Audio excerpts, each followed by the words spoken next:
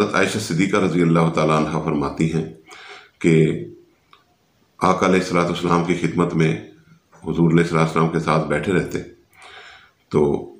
پھر حضور کے آرام کا خیال کر کے آپ جب گھر تشریف لے آتے رات کو، تو آپ کے کمرے سے گوشت کے جلنے کی بو آتی۔ حضور کے ہجر و فراق میں یہ اتنی دوری بھی برداشت نہیں ہوتی تھی کہ یہ کچھ گھنٹے حضور علیہ الصلوۃ والسلام سے دور رہنے کے لیے گھر میں جو رہتے تھے، صبح صبح پھر فجر کے وقت پھر چلے جاتے تہجد کے وقت، اور پھر حضور کا دیدار کرتے اور اپنی پیاس بجھاتے۔ تو یہ جتنی دیر گھر میں گزرتا جو ٹائم، وہ بھی حضور کے ہجر و فراق میں آپ پریشان رہتے اور دل آپ کا جلتا رہتا تھا۔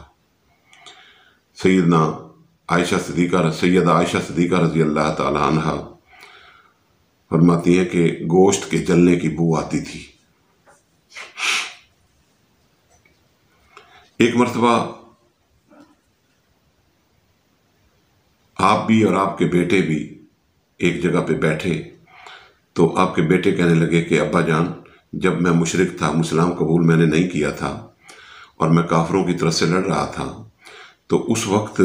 لڑائی کے دوران، جنگ کے دوران آپ مسلمانوں کی طرف سے لڑ رہے تھے، میں مشرکین مکہ کی طرف سے لڑ رہا تھا، تو کئی مرتبہ آپ کی گردن میری تلوار کی زد میں آئی، لیکن میں نے پاک سمجھ کے چھوڑ دیا۔ تو سیدنا ابو بکر صدیق رضی اللہ تعالیٰ نے فرمایا کہ بیٹے، تو مشرک تھا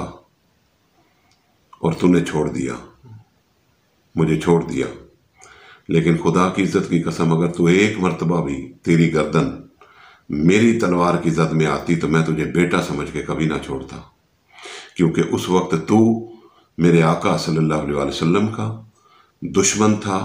ان کے دین کا دشمن تھا، اللہ رسول کا دشمن تھا، میں تجھے کبھی نہ چھوڑتا۔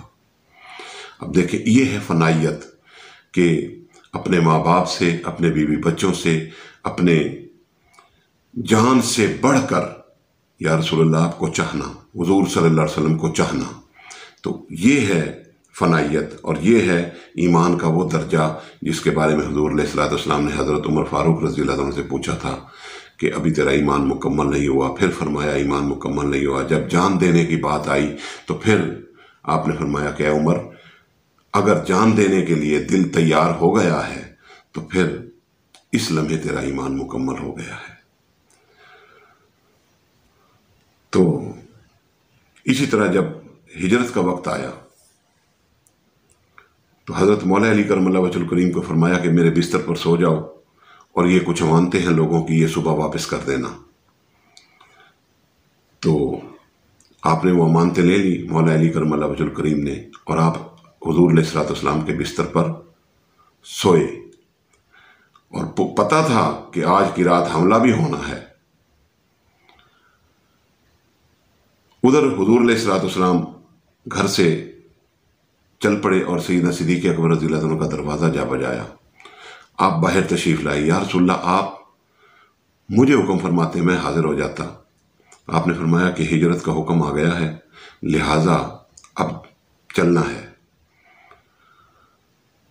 عرض کی، یا رسول اللہ چلیں، ابھی چلیں؟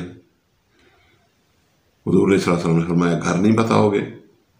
کہنے لگے یا رسول اللہ اب گھر نہیں بتانے جاؤں گا۔ بس اسی طرح اسی وقت آپ حضور علیہ الصلوۃ والسلام کے ساتھ ہو لیے، اور پھر اپنے کندھوں پر بٹھا کر آقا کائنات صلی اللہ علیہ وسلم کو غار ثور پر لے جانا۔ تو یہ چیزیں بتاتی ہیں کہ حضور علیہ الصلوۃ والسلام کے ساتھ کتنی محبت اور عشق اور جنون کی سی کیفیت اور حالت تھی۔